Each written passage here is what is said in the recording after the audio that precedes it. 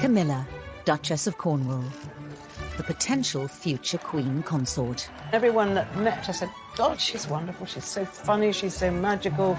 On the surface, a conventional royal partner, always destined to be by Charles's side. Did he get down on one knee to propose? But her story is much more Hollywood than Highgrove. She wrote a very rude message in lipstick on the windscreen and let the tyres down. Who is the woman that Charles risked everything for? But the Prince of Wales has admitted publicly for the first time that he was unfaithful. It is reported she met Charles boasting that her great-grandmother had an affair with King Edward VII. Why did her relationship with the future king mysteriously falter? People have said, slightly tongue-in-cheek, senior members of the royal family were there at the wedding just to make sure it really happened. How did she go from being seen as Britain's most hated woman? This must have been an absolutely traumatic period in her life. To loved royal. She had, up until that point, really been relatively anonymous. Before Meghan, was she the original unsuitable bride? Mountbatten was absolutely horrified. He insisted that Camilla was excellent mistress material, but was certainly not wife material. This is the story of Camilla before Charles. It's been a rollercoaster of a relationship with lots of turbulence, complications. A tale of love, betrayal and redemption. It's almost Shakespearean in its tragedy. You couldn't make this up.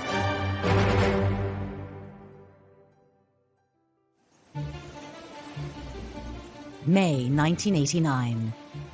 The Aegean Sea just off the Turkish coast. A prince and his former girlfriend are sunbathing on a boat.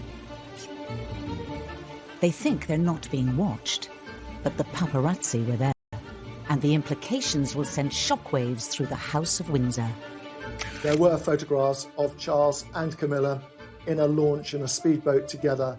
Charles was shirtless, topless in his swimming trunks, and it was quite striking. And those really were the first time that the wider public and the media began to wonder whether there was something going on. Many were now asking if Charles and Camilla had rekindled their relationship. It was a rather a reckless thing to do. Well, Charles was still a married man. And it was a reckless thing to do because it pushed Camilla right there in the spotlight. In public, Charles doesn't comment on the rumours. But a 1989 transcript of a phone conversation between the two reveals intimate details of their mutual affair.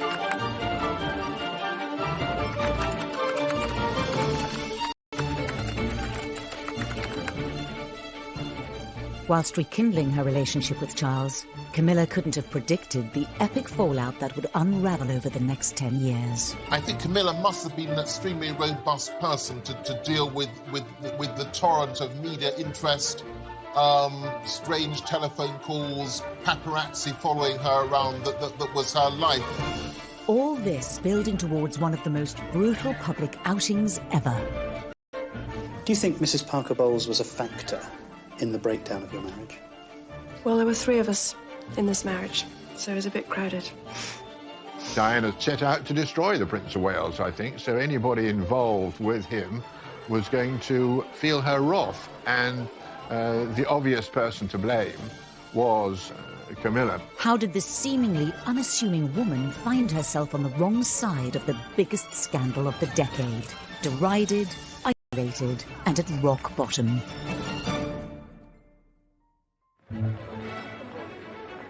The story starts 8 years earlier with a wedding that mesmerised a nation.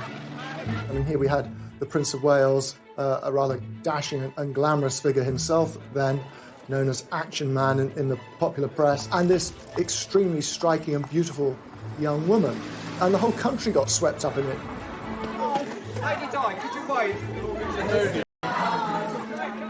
Camilla Parker Bowles at this stage was married herself, but remained a close friend to Charles.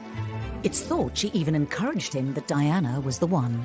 In that period, Charles's life was difficult and he knew he was under pressure to find a wife, and Camilla thought she'd be perfect for Prince Charles. But before the wedding had even taken place, there were signs the prince and his future bride may not have been the perfect match it initially seemed. If you look back at that engagement interview, you can see that they're really not at ease in each other's company at all. They're not a tactile, loving couple. I mean, Charles just simply can't bring any emotion to the interview. Can you find the words to sum up how you feel today, both of you? Difficult to find that sort of word, isn't it, really? Just delighted and happy. And I'm amazed that she's been brave enough to take me on. And I suppose in love. Of course. Whatever in love means. Whilst reportedly encouraging the marriage, that was as far as it went, according to some royal observers. Camilla might have been the older woman who had dated the prince before Diana and who was in a good position to give Diana some counsel in those... Charles and Camilla had met 10 years earlier through a mutual friend. The first time when they met in 1971, 72, they had a brief romantic relationship. It only lasted for about 6 months. Camilla married Andrew Parker Bowles. The second phase of their relationship was when she was married to Andrew. Prior to the wedding to Charles, had Diana known how close Charles and Camilla had truly been? Were there warning signs? Shortly before his wedding, Charles wanted to thank a number of women who'd been very kind to him over the years of his bachelorhood. And Camilla was one of them. Diana found this bracelet that Charles had specially made for Camilla. It had the initials GF on it, and she immediately realised that this was for Camilla. And Diana was said to be aware of the nickname Charles had for Camilla. When Prince Charles was growing up, very, very popular show on the radio was The Goon Show. There were 2 characters in it called Gladys and Fred, who were like lovers, and these were the nicknames from very, very early on that Charles and Camilla gave each other. It really, hurt her, and she became obsessed. She became obsessed with Camilla. The wedding went ahead on the 29th of July, 1981. Watched by a global television audience of 750 million people. Probably the most flamboyant wedding anywhere in the world in the last century. I mean, an extraordinary spectacle. And in the congregation, Camilla Parker Bowles. And Diana knew that she was there. The history that Camilla had with the man that she was about to marry, and it's quite poignant, I think, that out of the thousands of people in St. Paul's, it was Camilla who Diana zoned in on. From Camilla's point of view, she's now watching a man she's been in love with for a very long time walking down the aisle in this fairy tale, happily ever after story. And for her, she must have had a huge mixture of emotions. How are you enjoying married life? Highly recommend. Diana naively believed that as a result of the marriage, the mistress would fade away and we'd all live happily ever after. But of course, that never happened. And contrary to what a lot of people, a lot of commentators have said, Camilla didn't go away.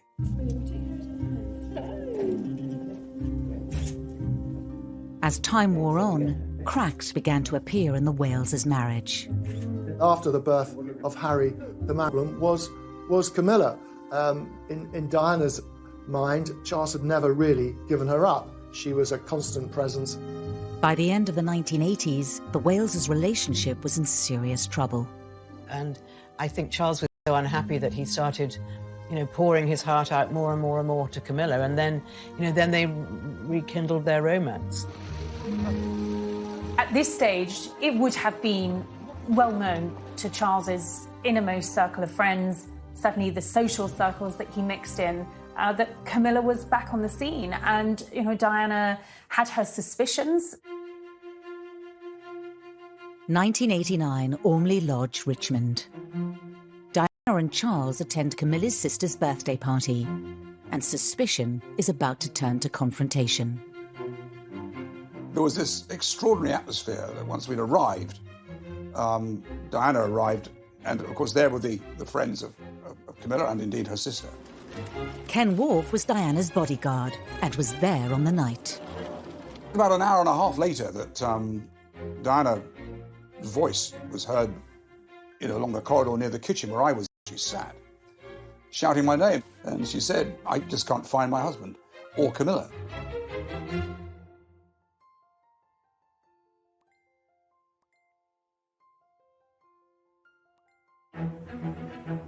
(1989), and Princess Diana is trying to find her husband and Camilla Parker Bowles at a party. Her bodyguard, Ken Worf, is helping her. We began an exploration of the house. Sat on the sofa was the Prince of Wales and Camilla actually talking. And Diana said, listen, please don't treat me like an idiot. You know, I know what's going on. There was no attempt by Camilla to deny Diana's allegations. Diana didn't have any proof, but she had a hunch. So they, you know, and all hell was going on upstairs because everyone was saying, gosh, Diana and Camilla are having a confrontation downstairs. And Charles knew that this was, you know, this was the moment to leave. But of course, on the return journey home, nothing was said in the car. That really was the beginning of the end of the Wales' relationship. It is announced from Buckingham Palace that, with regret, the Prince and Princess of Wales have decided to separate. After the separation, Charles and Camilla's relationship remained in the shadows, until Princess Diana goes on the offensive. Well, then in the summer of 1992, which was the Annus Horribilis, Andrew Morton's book was published. This was the moment when Camilla was absolutely 100% outed. Sunday Times today claims it was the prince's indifference to his wife that caused her chronic depression and 5 separate suicide attempts. The first time she had press camped outside her home, this must have been an absolutely traumatic period in her life. She had, up until that point, really been relatively anonymous. She's her name was out and she was going to have to live with this label of mistress, adulterer, marriage wrecker. But worse was to come. In January 1993, the People newspaper published the transcripts of a conversation between Charles and Camilla, first recorded in 1989. It was hugely embarrassing because it was almost lavatorial in its description of their love for each other, what they wanted, how they longed for each other. With their reputations in freefall, in June 1994, Charles takes part in an unprecedented interview.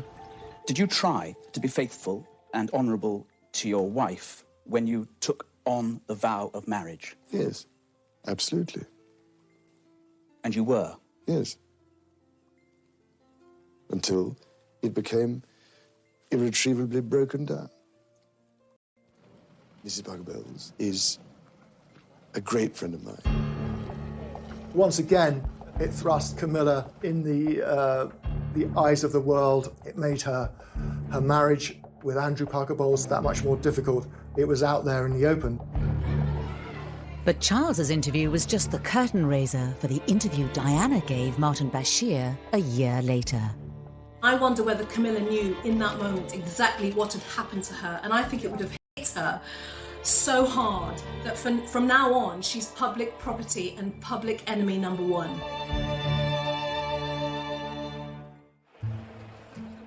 Today, the Duchess of Cornwall cuts a very conventional royal figure. It's hard to imagine how she ended up embroiled in a scandalous affair. But there are clues in her early years that reveal a very different character to the one we see now. Broderick Munro Wilson grew up with Camilla. She was slightly rebellious. I mean, she shared a room with my second wife, and of course smoking was a forbidden thing. But anyway, she was definitely smoking as a teenager. Camilla's friends all loved her.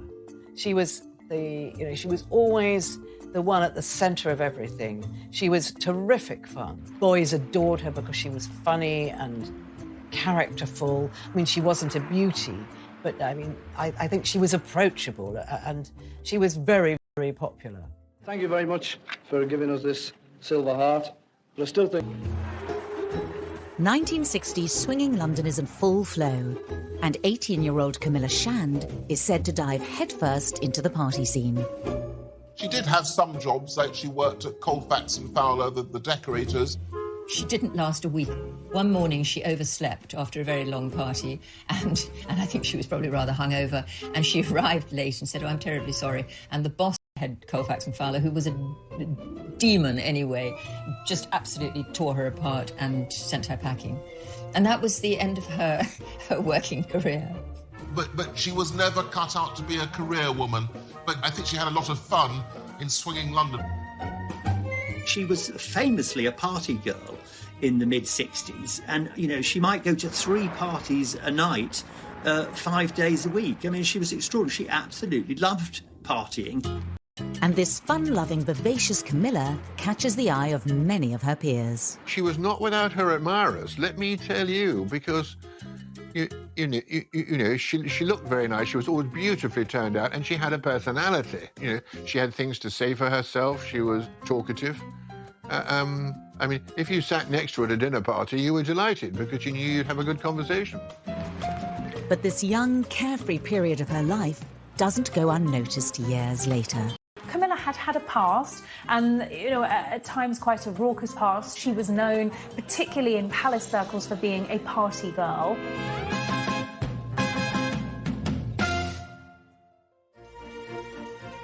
In fact, Camilla's family's reputation went back many, many years.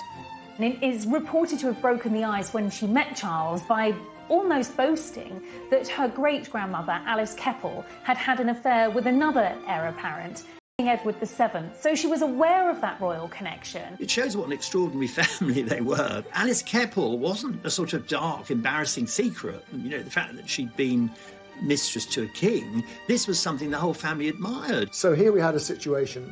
Alice Keppel was Camilla's great-great-grandmother.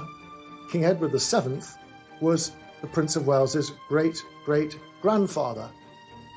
This extraordinary story is in the background, and it seems like a mirror image of what happened with Charles and Camilla. It certainly adds a sense of symmetry to their romance, if nothing else. It's not surprising that Camilla's great-grandmother was able to move in royal circles, and for the alleged affair to have taken place. Her family have been on the fringes of the aristocracy for generations. Born Camilla Shand in 1947, she had a textbook childhood. She had a very happy childhood. She was the eldest of 3, the firstborn, and then she had a younger sister, Annabelle, and then their brother, Mark. Her father, Major Bruce Shand, was a real military hero. He was actually given the Military Cross twice, which is the most astonishing thing, a very, very gallant officer. Her mother was from a very, very wealthy family called the Cubitt family. And the Cubitts in the 19th century had built much of central London. She lived about 15 miles from me. And the great thing is that we were all in the pony club. Everybody had a pony, everybody rode, everybody hunted. We used to have little mini dances which would start at about 8 o'clock and go on to 12, where you'd dance for 2 hours, have a sort of buffet dinner, and then dance for another 2 hours, and then somebody would come, and the chauffeur or somebody would pick you up at 12 o'clock. That was Sussex society. As the daughter from a traditional upper-class family, Camilla followed the well-trodden path set out for her. Coming from the family that she did, an aristocratic family, her father, Major Bruce Shand, very much respected military man. Yes, in many ways, Camilla's life was mapped out. It was never going to be overcomplicated. Camilla attended Queensgate School in London, a very prestigious school. She was known as Miller. She was known for being pretty posh, but also good fun, and at heart, a tomboy who was definitely happier on a horse than in the classroom. She went off to a finishing school, 9 months in Switzerland, on the shores of Lake Geneva, where she learned to ski and perfected her French, but not much else. There was no emphasis at all on doing well academically. I think Camilla got 1 O-level because she was taught to get out of a car while keeping her knees together. I mean, they really walked around with piles of books on their heads so they would walk beautifully because they were being trained to be wives. And at this time, the question of who would be good to marry within this world of wealth, money and privilege was obvious. A member of the royal family would be the ultimate catch. I think society was more hierarchical, really, right up until the 1970s. 1980s, and it's hard to realise how powerful the class system was in Britain in that era, especially at those echelons of society. I think it was always expected that she was going to marry someone that would either give her a title or at least a double-barrelled name, and that she was going to marry up into those aristocratic circles. But was this the life for Camilla? Did she want to marry a duke or an earl? Weren't aristocrats. She had no particular ambitions to marry up. The 25th of March 1965. It's Milla Shan's debutante party. The party turns out to be a landmark moment in her life. She had a coming-out party at Cersei's, which is just behind Harrods, which was one of the fashionable places to do it. The rite of passage, again, for this kind of upper-class English family would have been that their daughters would go through the debutante season. And that meant that they would go to loads and loads of parties and have loads of drinks and lots of food and meet lots and lots of men, maybe a potential husband. And that was the whole idea. At Camilla's party, she's introduced to a striking young man. She was then 17 when she first clapped eyes on Andrew Parker Bowles, who was a rather dashing army officer, about 7 or 8 years older than her. I think Andrew Parker Bowles was what's known as a Deb's delight. So a Deb is a debutante, an attractive upper-class girl, interested in meeting somebody interesting and well-established. And Andrew was your kind of perfect person to have at such a party. Very, very lively, although he had a bit of a colourful reputation, Andrew. But he was a very, very attractive and handsome man, a real catch. Romance blossomed between the two. Had Camilla found her perfect match? Camilla was the one that got him. I think she thought that she knew his reputation, she knew what he was like. But I think she thought that she could tame him. But sadly, of course, she couldn't.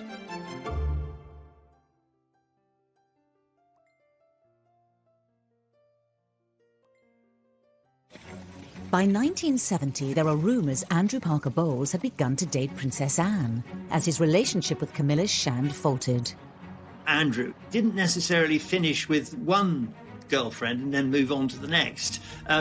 He had dated Princess Anne, of all people, and I think it overlapped with Camilla to some extent. A year later, Camilla was introduced to Prince Charles by a mutual friend, Lucia Santa Cruz.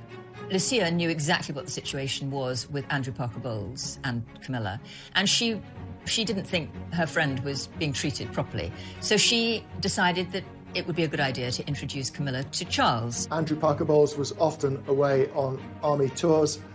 They took him all over the world, to Northern Ireland, of course, at that time, too.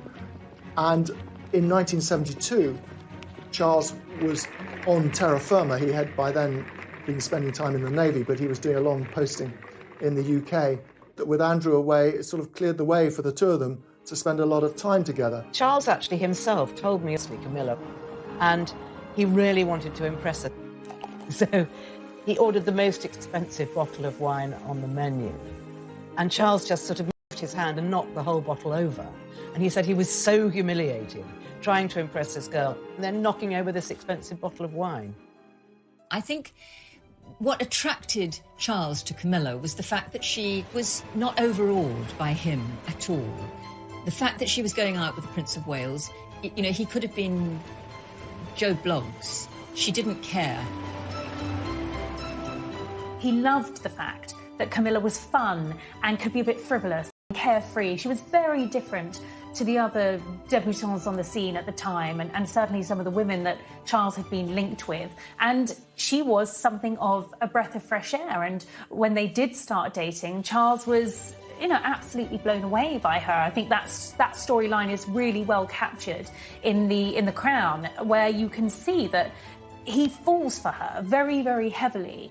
In episode 9 of series 3, Prince Charles' feelings for Camilla were portrayed in this heartfelt and moving scene. And there's a feeling I've never had before. A sense of safety and belonging. And all that loneliness having vanished. It was all rather miraculous. I think you are miraculous. During 1972, the relationship is said to have blossomed. Camilla went down to Broadlands on several occasions during those 6 months and had lovely weekends with Charles there. They were both very horsey. They both, they had a lot in common, Charles and Camilla.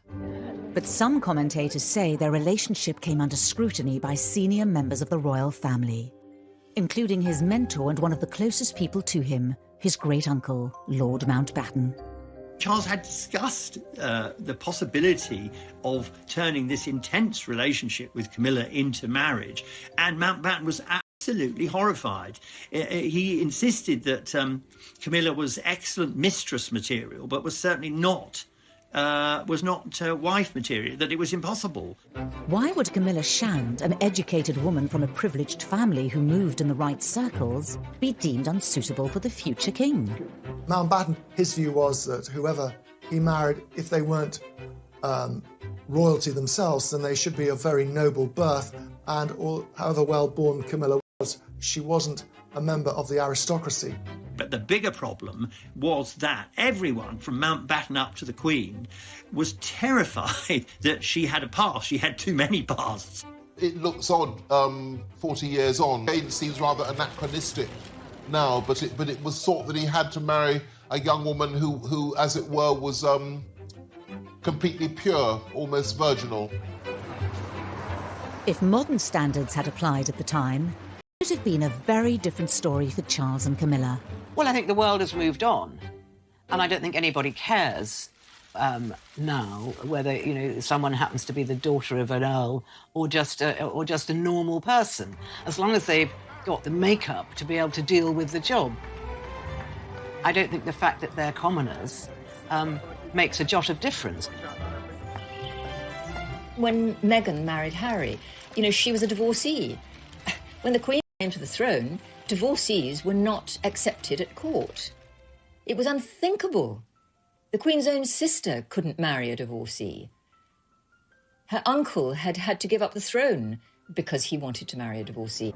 At the time they were first seeing each other, some royal observers say senior members of the family were not happy with the relationship. In the month that he's been with Minerva in the Caribbean, he several times visited the Bahamas Islands. But this was the first time he'd made an official visit.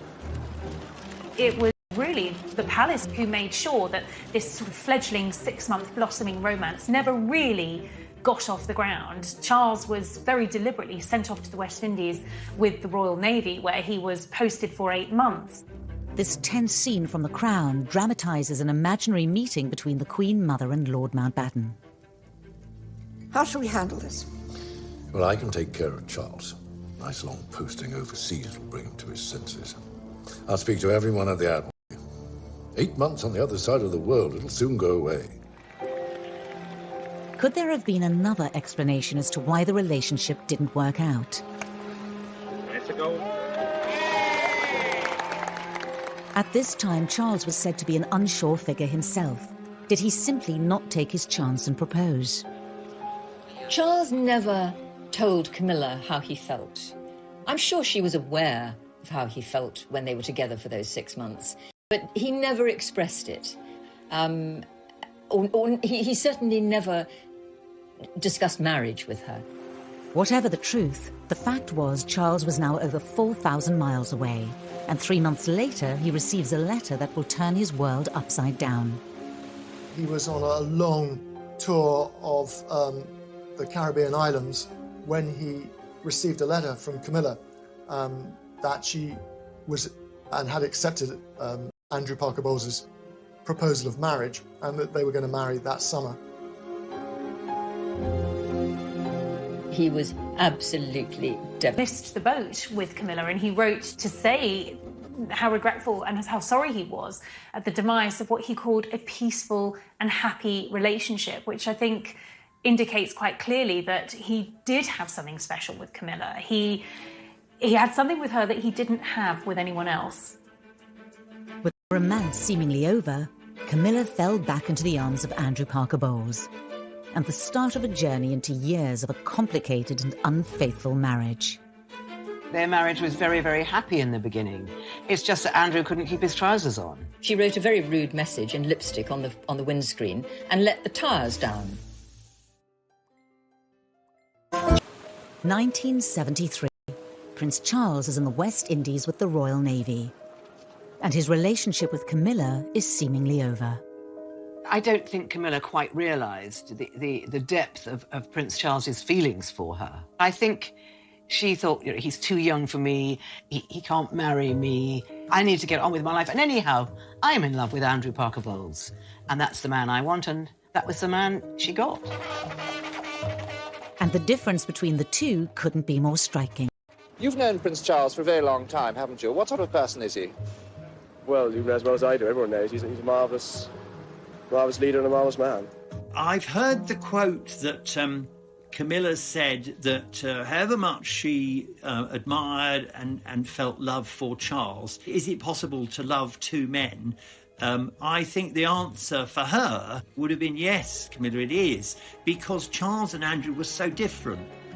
Andrew found it difficult, certainly at that stage, to live without her. She was similar to him, similar interests, very intense passion. I always feel rather rotten saying this, that Charles wasn't very sexy. Andrew was a very, very promising guards officer. Some people thought he was a bit of a name dropper, a bit of a snob, but he always struck me as absolutely charming. I think that what Camilla wanted, a lifelong commitment from somebody, and a career officer who in some ways was in the image of her father, seemed perfect at the time. Whilst Andrew might have been more alluring than Charles, Camilla had to contend with his party boy reputation. He had a string of girls who were all, you know, very happy to be in his stable, if you like. She knew his reputation, she knew what he was like, but I think she thought that she could tame him.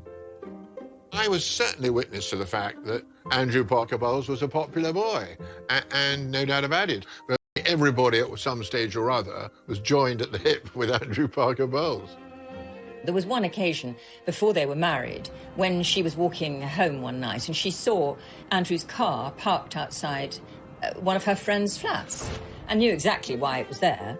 And so she wrote a very rude message in lipstick on the windscreen and let the tyres down. So she wasn't a complete doormat. Despite any concerns, on the 15th of March 1973, it was announced in the Times Camilla and Andrew were engaged to be married. I think he was forced into the proposal because he was very aware that Camilla was seeing Prince Charles. And I think he genuinely feared that if he didn't pull his finger out and make an honest woman of Camilla, he might actually lose her. He wanted Camilla to be the mother of his children. He could see a future with her. News reaches Charles over 4,000 miles away that Camilla is engaged. According to insiders, he took drastic action and fired off several letters. He wrote to Camilla and pleaded with her to reconsider, but I think by this point it was just too late. She was, I think, his first real love. And when you fall first, sometimes you fall hardest. Major and Mrs. Shand, Your Majesty, and Mr. and Mrs. Parker Bowles. And the imagined reaction of the royal family to Camilla and Andrew's relationship was dramatised in this gripping episode of The Crown. You're probably wondering why I've invited you all here this afternoon. It's a slightly delicate matter. Something of an imbroglio involving your son, Derek, your daughter, Mrs. Shand, and my grandson, the Prince of Wales. The families have been spoken to. The date has been set for Camilla to be married to the Parker Bowles boy. Good. There's no evidence of how the news of Camilla's future marriage actually. Regardless, Andrew and Camilla's wedding took place at Guards Chapel in London. It was dubbed the Society Event of the Year. There were members of the royal family there. The Queen was there, the Queen Mother, Princess Margaret and Princess Anne. People have said, slightly tongue-in-cheek, that the senior members of the royal family were there at the wedding just to make sure it really happened. There was this enormous relief in royal circles. This Camilla problem had now gone away for good. It was a very glamorous occasion. Of course, the one figure who wasn't there was the Prince of Wales. He was on his ship, and he wouldn't have gone anyway because it would have been very hurtful for him to see the woman that he still loved being married to somebody else. It was a very, very significant event, and nobody would have thought this wasn't a marriage that was going to last for decades. Camilla and Andrew went on to have 2 children, Tom and Laura. Despite their history, Charles remained close to the young family. They managed to include Charles even in that intimate part of their lives by making him a godfather to Tom. Their lives were intertwined, particularly through polo and other social occasions. Charles was often to be found sitting cross-legged on the sitting room floor with his godson watching television or chasing the children around on his hands and knees. I mean, he was an essential part of their family. On the surface of it, the Parker Bowles' marriage seemed perfect, and Camilla was finally able to put into practice what she'd learned at finishing school. When you meet Camilla, she seems a very, very warm and maternal person. She enjoyed decorating the houses and making them homely, filling them with books, lovely fabrics, not always the most tidy house. She had a big social life in the country, and she had her 2 children, and she had her dogs and her family home, so almost everything she'd ever wanted. But in reality, Camilla's marriage was not all that it seemed. I think their marriage was very, very happy in the beginning. It's just that Andrew couldn't keep his trousers on. He was a serial philanderer. He was at a dinner party and a young woman sat next to him and said, "Andrew, I'm really offended. I'm the only one of Camilla's friends that you haven't made a pass at." Oh, God, there was a huge amount of gossip. It was very well known and very well publicised that Andrew Parker Bowles was playing away, I think is the way we describe it, playing away. Quite how she handled it all, it's hard to imagine, but handle it she did. I mean, it was a kind of an upper-class thing. One almost expected husbands to stray not long after they've taken their marriage vows.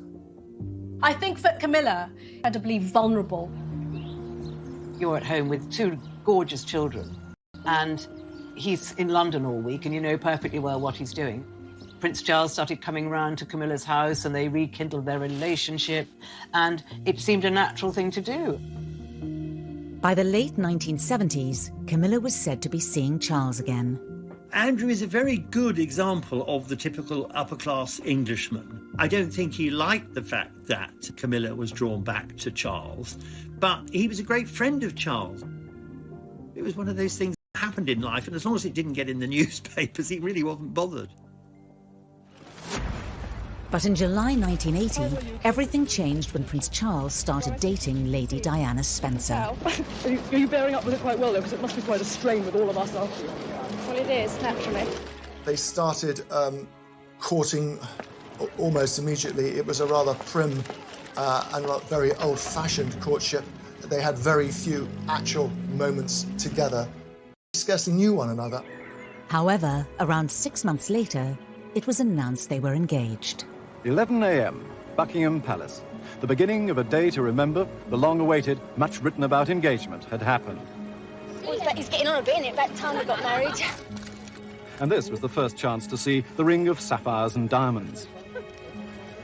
I believe the relationship between Charles and Camilla continued right up to 1981. I've spoken to people who confirmed that, I don't know how to put this delicately, but Camilla and Charles had a sort of, well, they had a last night together in the week before the royal wedding in 1981. It was a sort of, you know, a farewell tryst.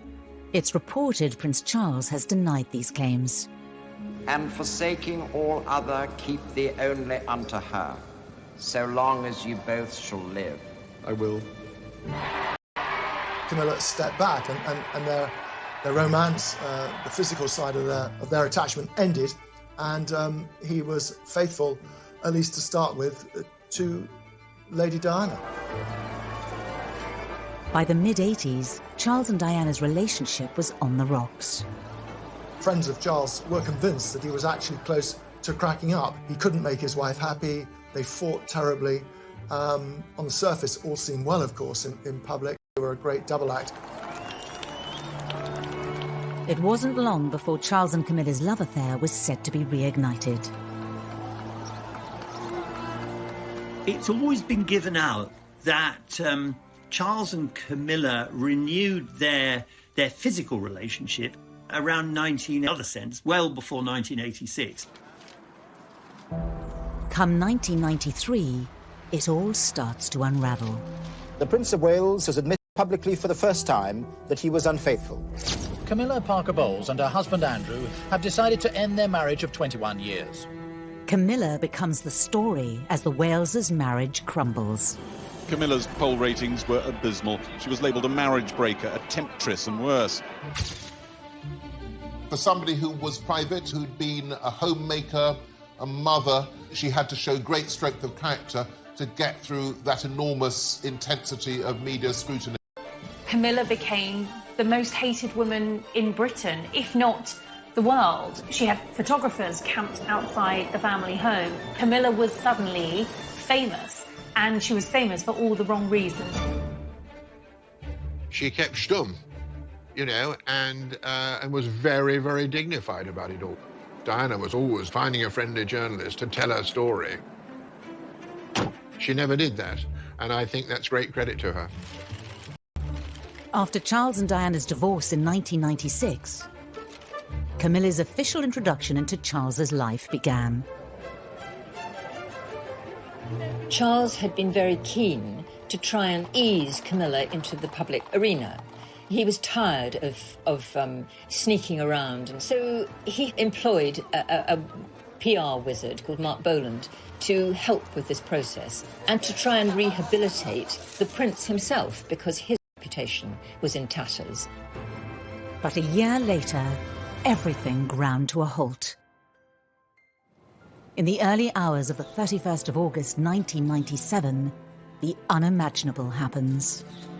The Press Association announced with a news flash at 4:41, that's just a few minutes ago, that Diana, Princess of Wales, has died.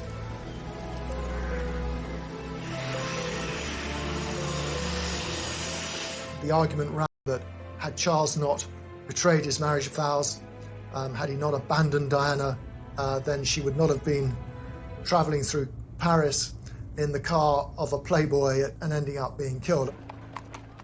To be seen in public with Camilla would be a PR disaster for Charles. But now he needed her support more than ever before. Charles's first instinct was to pick up the phone to Camilla. And a desperate, desperate moment for him. There was Camilla at the end of the phone. It was a nightmare. It was a nightmare for her and a nightmare for him. But she has always been very reassuring. Publicly, it was a huge step back for Camilla. Her enduring battle with like no other.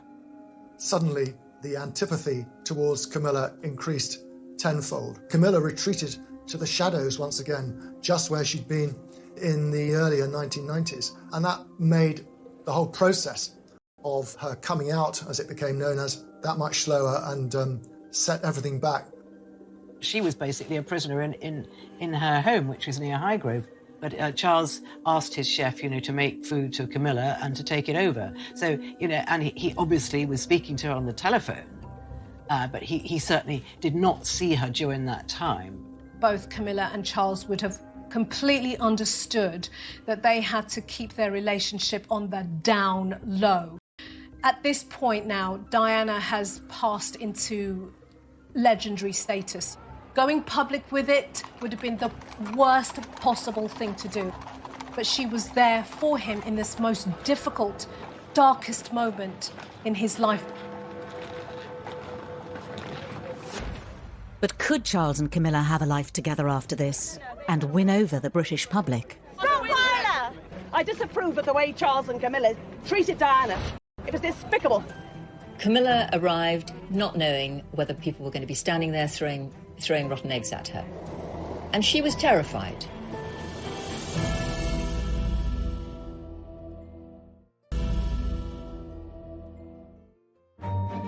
After Diana's death, reintroducing Charles and Camilla to public life would be an arduous process. One that'd take meticulous planning over the space of almost 17 months.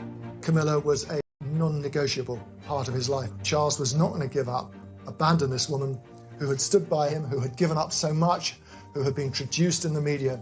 He was determined that she was going to be with him through thick and thin. Camilla's relationship with the British public needed some serious nurturing. Decisive action was taken by the palace, and a plan was masterminded by Mark Boland, who was now Charles's deputy private secretary. And the way he decided the problem should be handled was to persuade the public that she wasn't some bogey woman, but that she was a very important part of the prince's life, that she made him a better prince. Discretion still rules in the run-up to Charles's 50th birthday.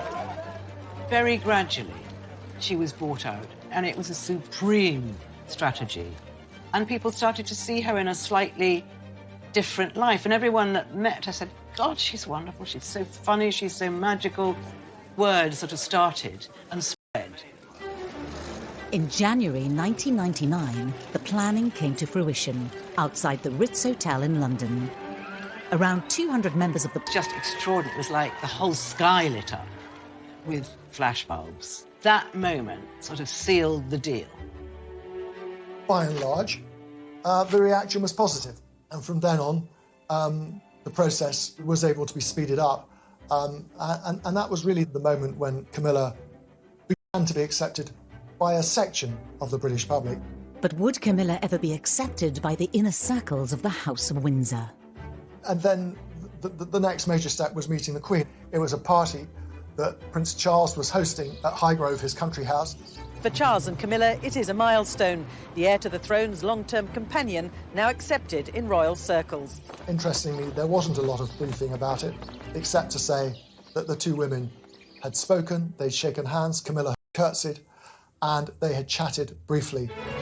With their reputations on the rise, in February 2005, it was announced to the world Charles and Camilla were engaged. How are you feeling, ma'am? All right. Just all right? I'm just coming down to earth. Did you get down on one knee to propose? The proposal happened at Burkle on the Balmoral estate. I think that was quite significant because Charles is a bit of an old-fashioned romantic. Burkle is where Charles fished on the Dee with his grandmother as a boy, and he was very happy there. I'm sure there was some die-hard lovers of the late Princess Diana who thought, no, this is not right. But I think the British public, by and large, welcomed this announcement. On the 9th of April, thousands of people lined the streets of Windsor to catch a glimpse of the bride and groom. But had they really managed to win over the British public? I disapprove of this marriage today. I disapprove of the way Charles and Camilla treated Diana. It was despicable. Camilla arrived not knowing whether people were going to be standing there throwing rotten eggs at her. And she was terrified. I was there that day, thousands of people there who were just cheering for them, who were so happy for them. It was a really great day. The civil ceremony was followed by a blessing at St. George's Chapel, which was broadcast to a TV audience of millions. After almost 35 years, Camilla had finally married her prince. To Charles and Camilla, our future king and queen, may God bless you both.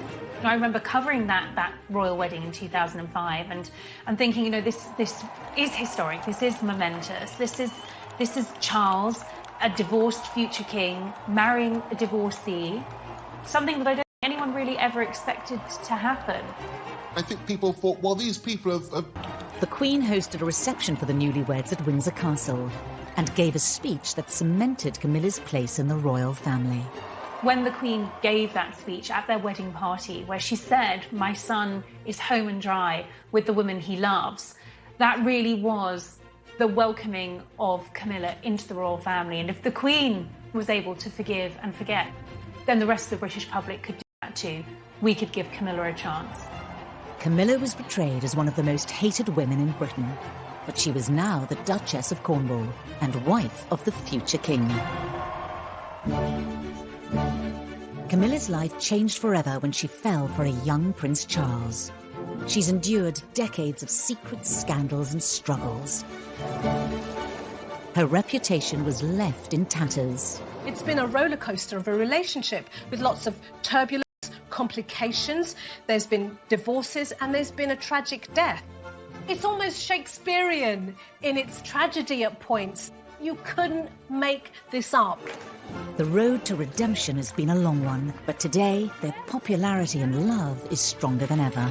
We've seen her take her role as a consort to the future king very, very seriously. Her rehabilitation is complete, and I think she has proved that she is a real asset to the royal family and for the nation.